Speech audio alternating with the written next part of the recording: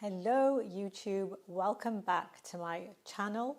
So I decided to film this chat style video really because I have so much to say regarding this subject.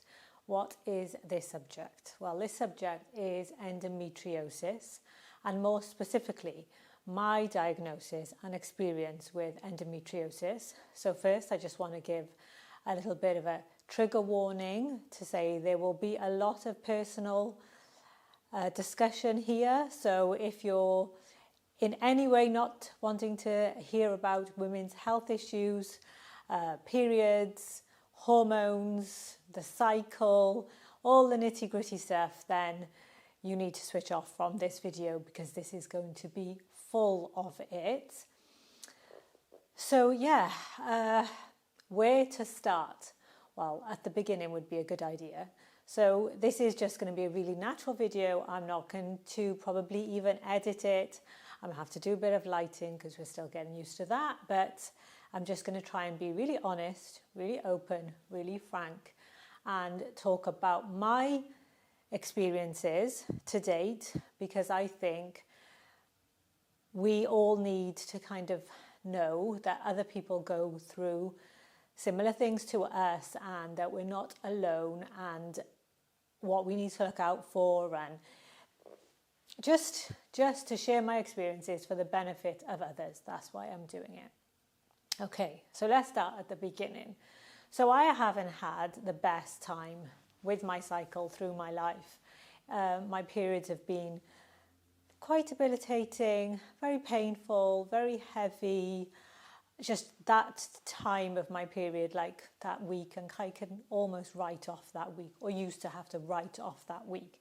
There have been a lot of improvements over time with lots of different factors involved in that, but that's generally been my experience.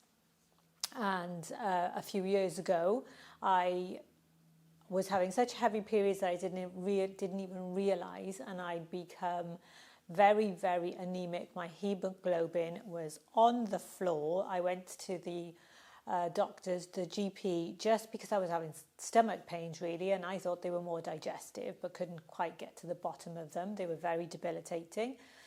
The GP was fabulous. She did blood tests, and I just went about my day. And that evening, the hospital was doing everything to get hold of me, because my hemoglobin was so low that I had to go in as an emergency patient, and I had to have blood infusion. So I had, I think, 3, maybe 4 bottles of blood that night. It was all rather dramatic, quite worrying, but you know, I think it was the outcome of having heavy periods for so long. And I just put up with heavy periods, to be honest, because just that's how they always were, wasn't it? So you just think that's how it is for everybody, and you just become used to your norm. As women, we're on autopilot, we just keep going, and we think, you know, often we're really quite hard on ourselves. I'm really hard on myself, so I just always thought I, you know, just needed to be stronger, and I needed to keep going and keep forging through and working hard and looking after my family and all that kind of stuff. Anyway, as a result of that, I saw a couple of specialists. I had some internal examinations.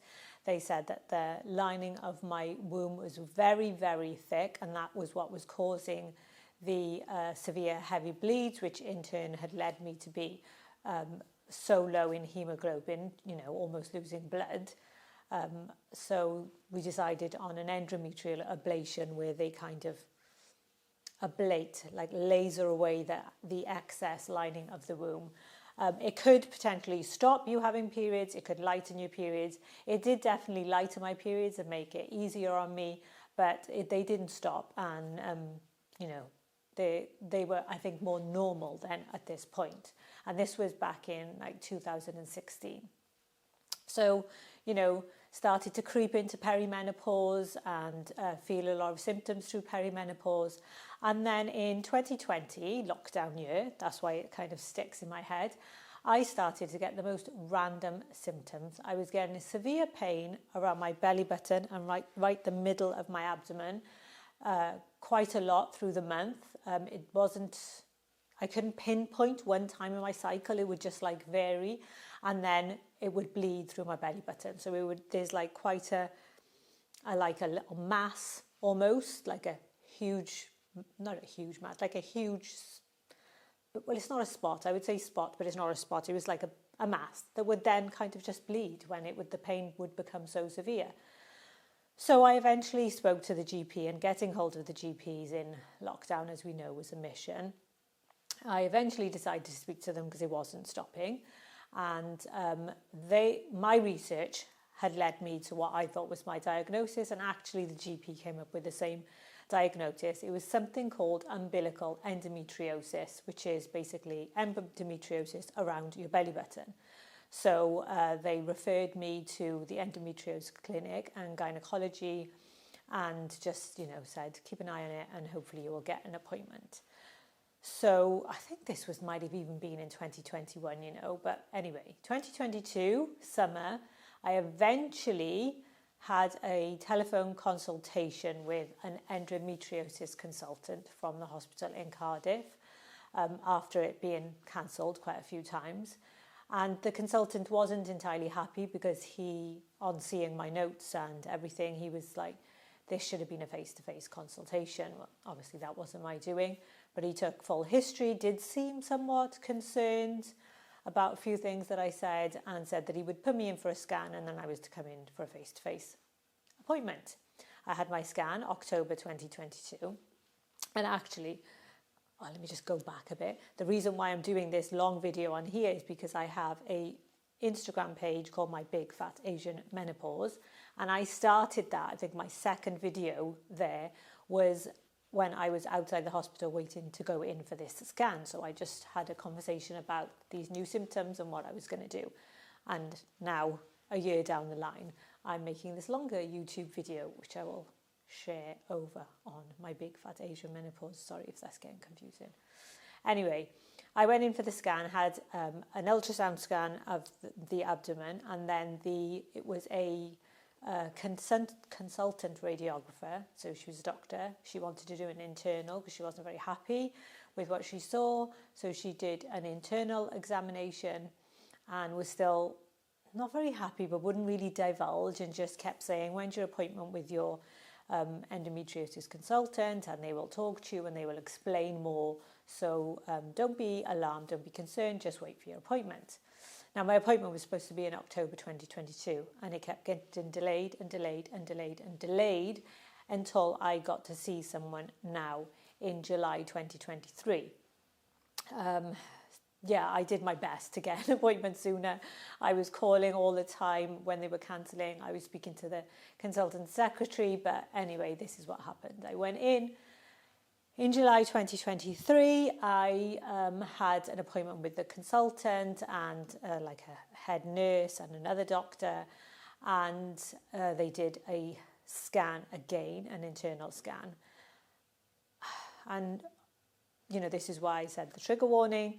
It was a very, not because, anything they did wrong, but it was a very invasive scan. It lasted a long time, I'm sure 30 minutes and above. Like, it just felt like I was there forever. And I have got a high pain threshold. It seems the consultant said I was very stoic.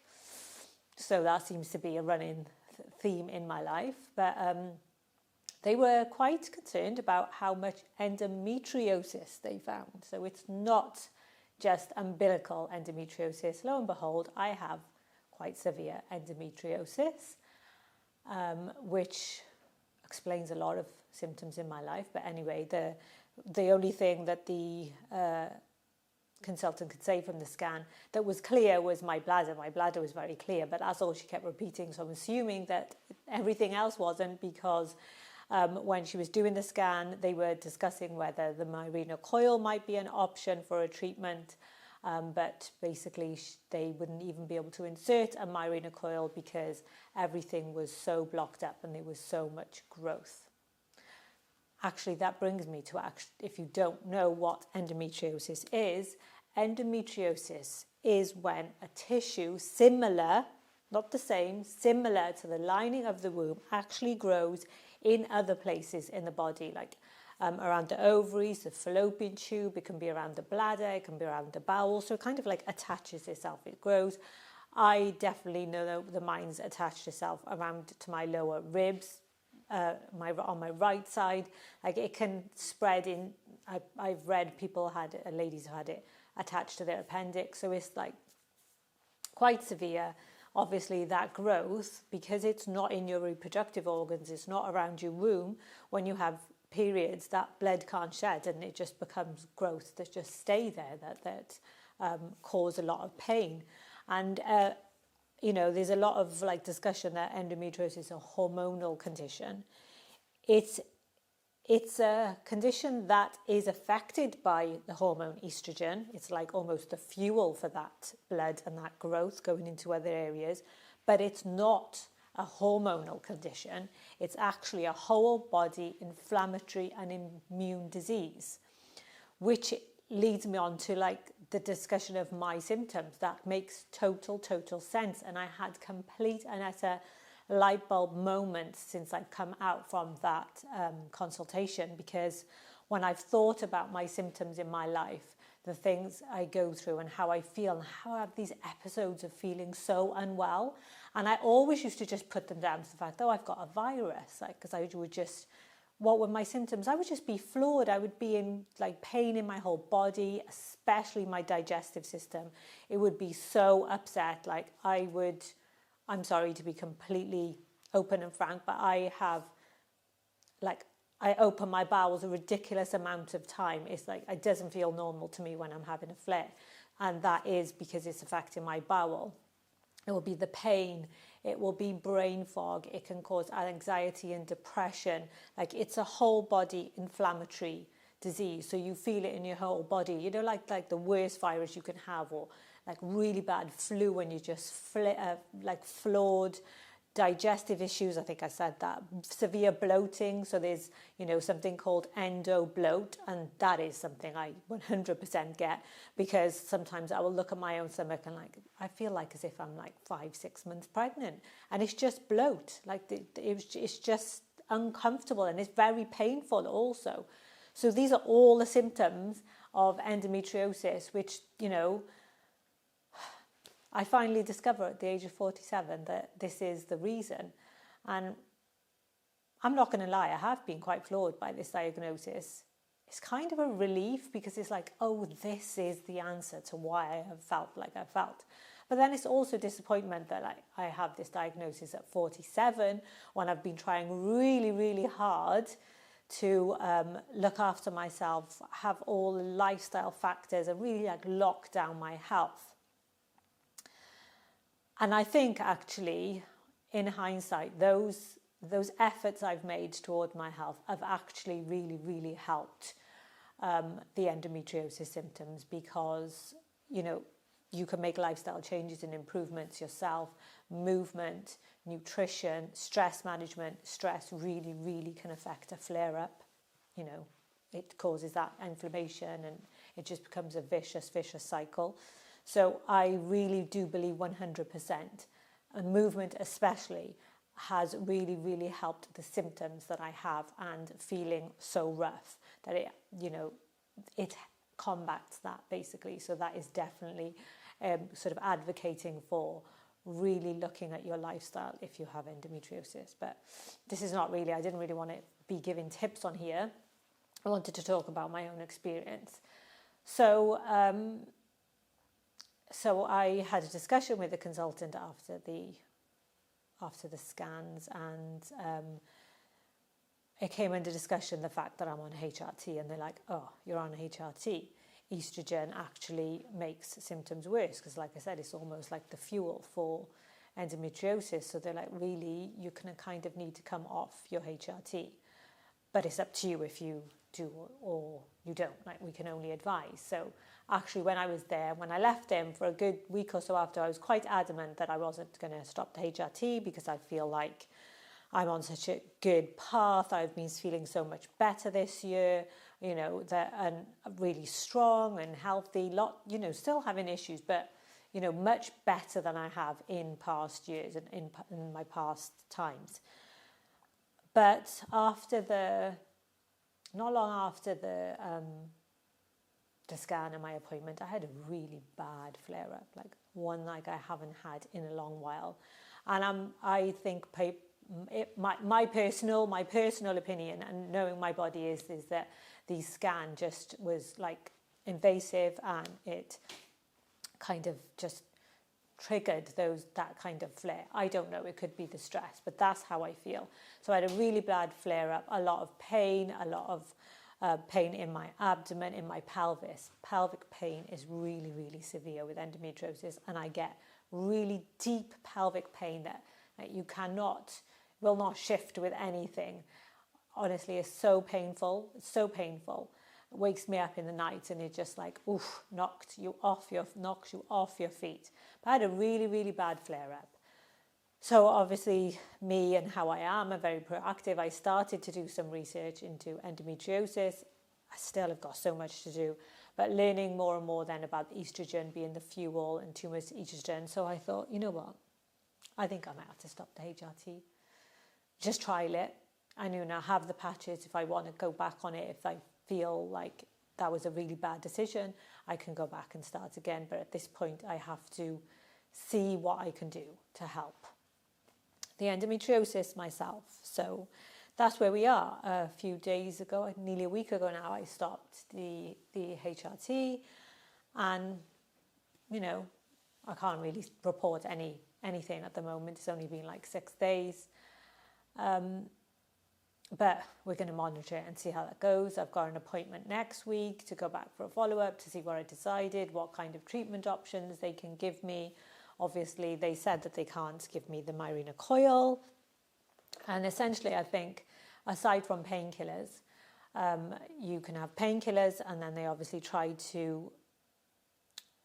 Let's start again. So the different treatments for endometriosis are painkillers, trying to control the pain, actually then trying to control your cycle. So often hormones are given to almost shut off your cycle. So it's like a medical menopause, really.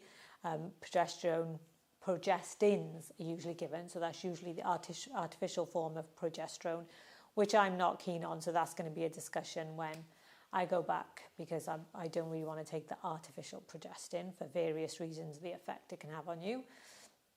And then obviously it would be surgery. Then it would be surgery to remove the lesions, all the attachments of this, the growth that has grown around certain parts of the body. They would remove the lesions, because if you want to think about it, it's like the lesions are like tree branches, like all growing off like different parts. So it's quite invasive to have to like take it out, or then it would be after that it would be like a hysterectomy. So, but I've been told that they don't even offer surgery in Cardiff for endometriosis at the moment. So that is going to be a discussion on where it is. But yeah, I just wanted to share my experience with you, because I think that like this, we can be affected by so many things, and we don't know, and we don't realize. Like I feel like I'm very, very clued up. I'm very, very switched on, and I do a lot of research and studying with regards to women health issues. I diagnosed my umbilical endometriosis, and then the GP agreed with me that definitely that's what she thought it was. And the number of women is like, it's like something like 1 in 100,000 or something who have umbilical endometriosis. It's like very, very rare.